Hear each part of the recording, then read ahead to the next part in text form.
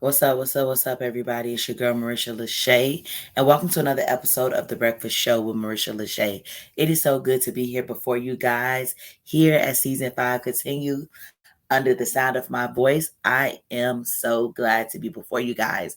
I do not take this opportunity lightly to be before you guys talking on this show. What's good in the hood? Good morning, early risers. Good morning, money makers. Good morning, way makers. What's up? What's up? What's up with y'all? So, of course, I just want to stay humble because God has allowed me to go different places, meet different people. Then you guys know that I have to definitely congratulate myself on being here in season 5. As it continues, it's a blessing. I do not take this lightly, but I take the opportunity to give thanks to God, who is the head of my life. Also, excuse me, I want to go right into the acknowledgments. And I want to thank God for giving me the gift of gab. I want to thank God for giving me the creativity. I want to thank God just for creating me and allowing my parents to have me, and just thank you. Thank you, God, for choosing me to be someone's mother to my son. Thank you, guys, for allowing, just God, thank you for allowing me to find new happiness and a good companion, good foundation, and a new person. Baby, if you listening, what's up? Thank you to my supporters. Thank you for rocking with me within this 2 years. We're going on 3 years in November. Thank you. Thank you. Thank you. I can never thank you enough, but I'm thanking you every time. Also, as I move out of acknowledgments, let me go ahead and give you an overview of history of The Breakfast Show with Marisha LaShay. Of course, this show started back in November of 2020 when the pandemic was going on. My father and I were doing a lot of collaborating, working on projects, and having these morning meetings. In morning meetings, we would come up with different things. And the breakfast show with Marisha LaShay was one of those things that we created. And when I say we, because it took the both of us to be able to throw things off of each other, bounce them off, and get collaborative and just have a think tank where we're thinking about these thought provoking questions and ideas. And me being me, I took it and I ran with it because I wanted to be able to share with you guys and to have a bigger audience present before me as I get to talking about all these different things and being able to actually create a self space, a safe space, a self expression place for people like me, and actually having content for people to actually engage, which has grown me tremendously as a podcaster, as a content creator. That's amazing. So, when we came up with the idea, not only did we decide when we were going to go live, which was in the months that had 30 days, which allowed me to be able to have 30 days before you, but also 30 episodes to be able to pack into a season. And those months are April, June, September, and of course, November, where it all began. So, with that being said, you guys, today is day 23 of the Breakfast Show with Marisha LaShay. It is so good to be before you guys. I will continue to be before you guys for the next week, the next 7 days, and let's get it. So, with that being said, now that we know that we have 7 more days into the Breakfast Show, with Marisha LaShay goes and take a rest, take a little brief intermission, a month intermission, which I have more stuff coming for you guys for the month of May for the first time. And yes, let's go ahead and segue into the mental health check-in, which is measured on a scale 1 to 10, 1 being the worst day of your life and 10 being the best day of your life. Can I be below a 1? Can I be above a 10? Absolutely, because nobody can dictate to you how you are feeling.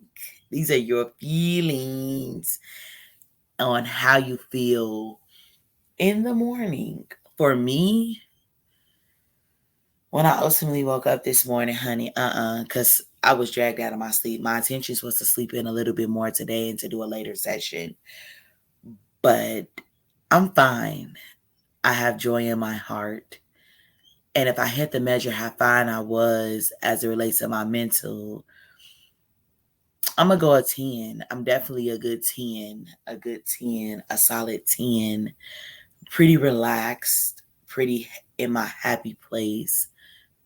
Thriving and minding my Black business. Yes. So with that being said, you guys go ahead and drop those numbers below.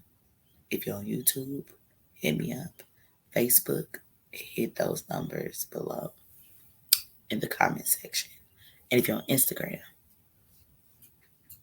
you already know what time it is. Drop it in the comments. So with that being said, I'm going to go ahead on with the question for today is, the question for today is, the question for today is, whose job is it to groom the children today?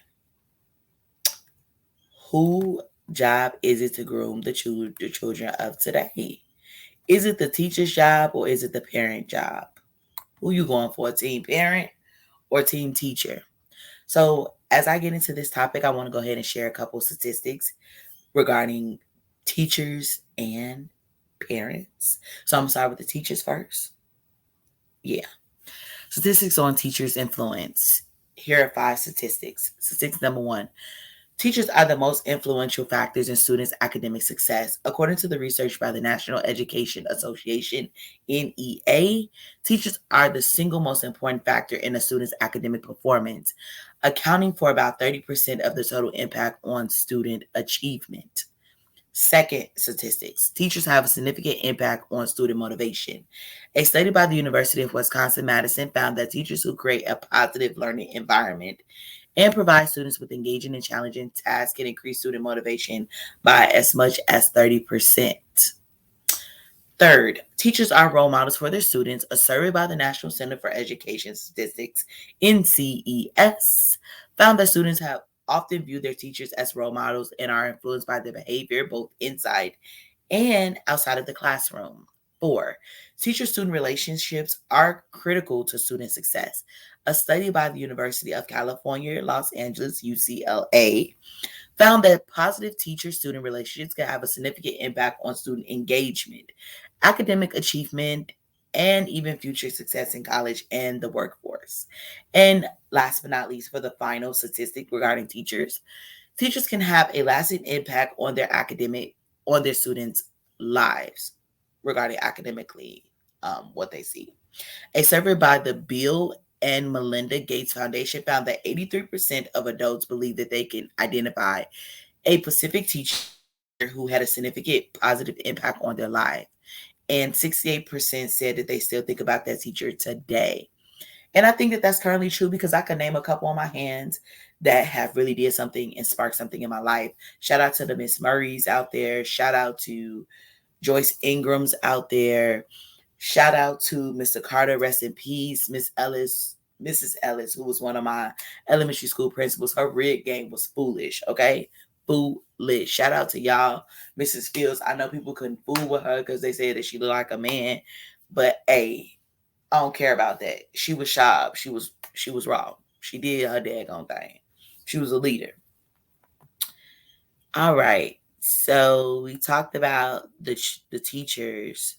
Let's give the statistics on parents.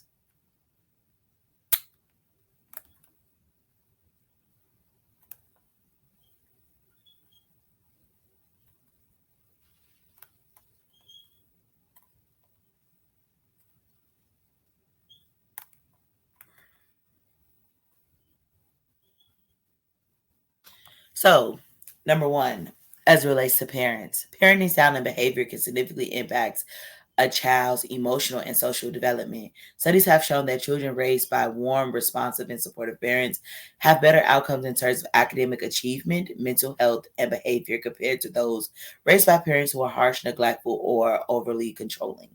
Number 2, parental involvement is linked to improved academic achievement. Children whose parents are actively involved in their education tend to perform better in school and have higher graduation rates.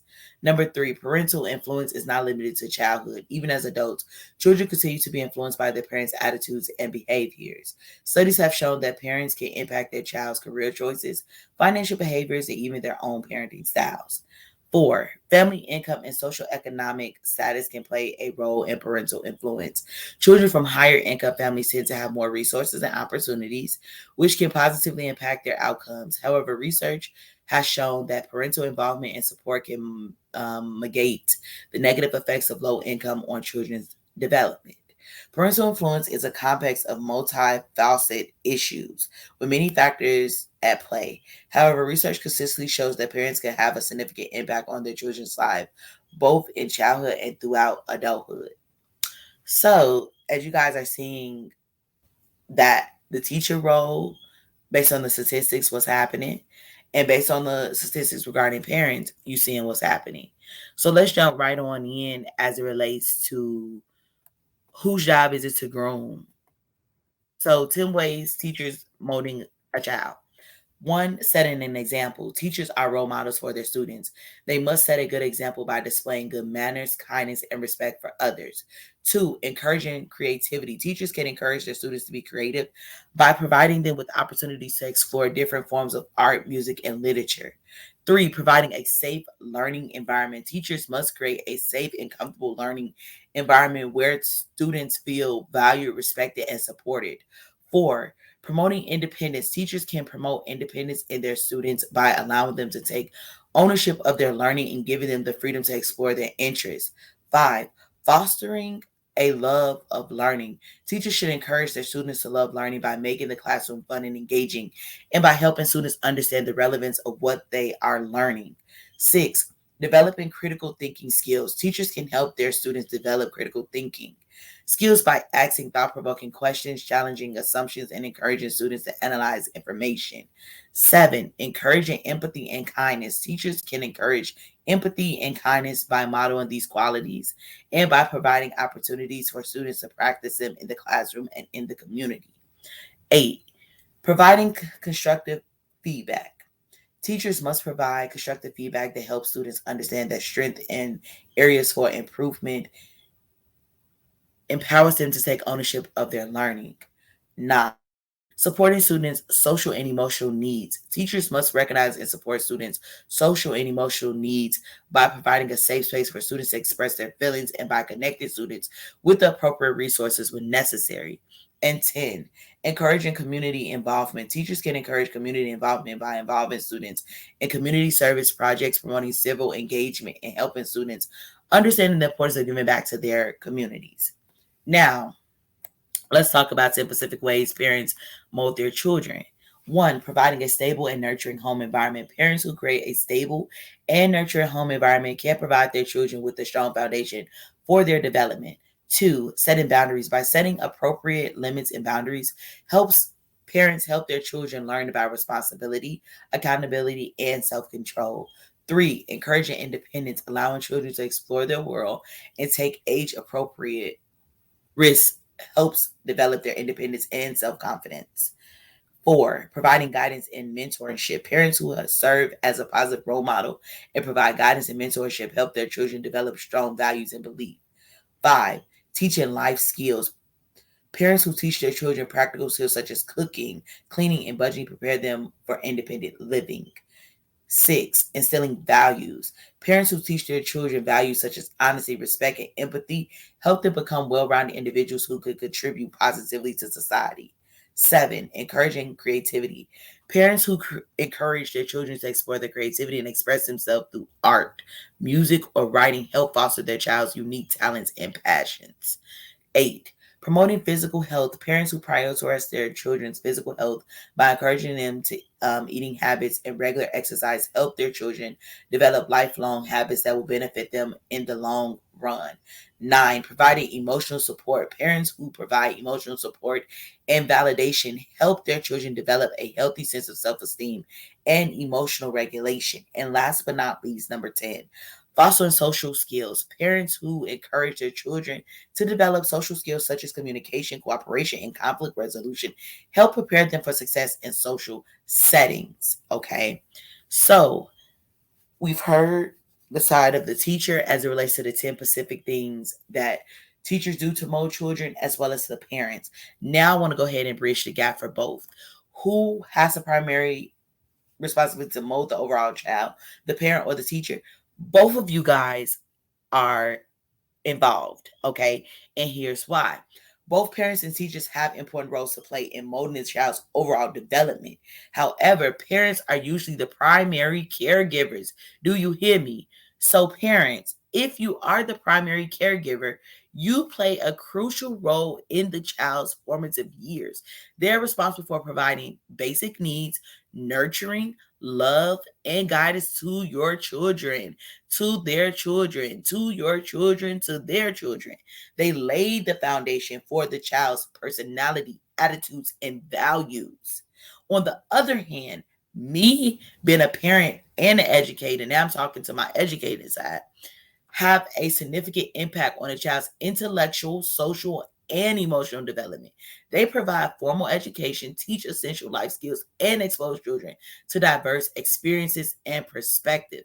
Teachers also serve as role models, mentors, and providing support and encouragement to their students.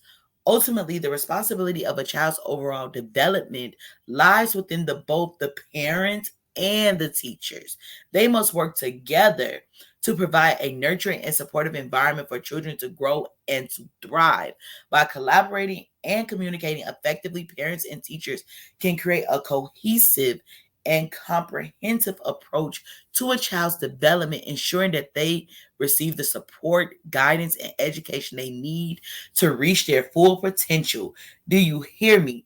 Parents, you are the primary caregivers. If I'm not in compliance with what the teacher is saying, if little Kaden is in the room acting up, I need to be showing up. Not here to whoop the boy, not here. There is something that is not connecting mentally. And I had to understand that it really dawned on me because I would be so quick to punish him, do this based on what the teacher said. But there's two sides to a story. There's really three sides. God knows the truth, what the adult is saying, and what the child is saying. Don't shut your child up. Listen and allow them to be able to explain their side of the story. What is the issue? Don't make it seem like, I always come in. No, I stopped to take a moment to actually talk to the child, and I had to break that barrier of knowing how to speak to my 8-year-old. What is going on, Kaden, with you? What is happening in your mind? Why do you think, what are the barriers that are stopping you from achieving what you came to do? Why do you come to school? Now I'm coming with the questions. I got questions because I'm looking to see and climb into their head. What's going on? Why do you come to school? What are the distractions in your classroom as to why you keep on with this same redundant behavior? See, don't put it on you. Let the kid talk. Ask them questions because you need to be able to climb into your child's head to see what they are thinking. What were you thinking in that moment? Because what I want to be able to do is to have that line of communication of being able to know what you need. And Marisha, he's only 8 years old. How does he know what he needs? My son knows what a distraction is. My son knows what the classroom is supposed to be. My son has an insight on being able to actually read people. His discernment to read people and get a feel for them is something. So when I'm talking with him, I'm speaking with him as far as coming from a place of accountability because I can't parent him the same way that I used to because it easily frustrates me. So if I talk to Kaden in a calm manner, Kaden is willing to express more because he feels comfortable. But if I'm coming with the cloak on, he's gonna clam up. And with boys, you can't be doing all that. With young ladies too. These kids need patience. It's not always about get the whoop out, let's get the bag of, open a can of whoop and whoop, whoop, whoop. We're not doing that. It's talking, it's communication. We need to hear from what is happening. We need to pay attention to where something is not right going on. We all have struggles, even me struggling on my job. Somebody in the head to sit me down and talk to me plenty of times. Not because I'm over here doing bad, but I could get wild sometimes. I don't be mindful what's coming out of my mouth sometimes because I'm stuck in the emotional aspect and not necessarily with my rationale. you know. So yeah, I have to be mindful as well. So in closing, the takeaway message is it takes two. Whether his father or her father is in the picture or not, it's two or three are gathered to be able to mold this child or children if you have more than one. The teacher is not your enemy. The teacher is not out to get your child. I know I'm not. And if I ever came over that way, came off that way, I'm sorry. If you ever felt like that I was attacking your child, I'm sorry. Because I don't hate children. But my actions may say otherwise. And I apologize about that because I should have been more mindful. And this is not guilt eating me up. This is me being accountable for my actions because as educators, life happens to us too. And sometimes we can't separate the two. So if I came in there and yelled more than I needed to, God, you're working on me. Forgive me, children. For my middle schoolers, forgive me for me acting a plump fool. There's no excuse because as my principal once stated, they know Miss Morris. They should never be able to meet Marisha. And that stuck with me in my mind. And this business that what we do and what we say, it impacts them every step of the way. So you have to be mindful. You have to be accountable. And I appreciate that. It's professionalism. That's good. That's good, you guys. So I hope that you guys enjoyed this show. In closing, I just want to go ahead and give you guys the current stats. 453 active listeners. My goal is to reach 1,000.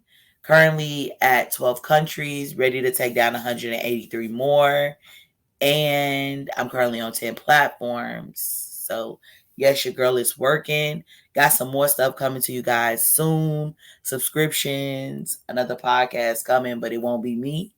That's a little hint, hint, wink, wink. Yeah, I got some reviews coming down the line, but thank you guys for tuning in to another episode of The Breakfast Show with Marisha LaShay. Please be blessed on this Sunday. God is good. Jesus love you. Remember all that good stuff. Peace in the Middle East.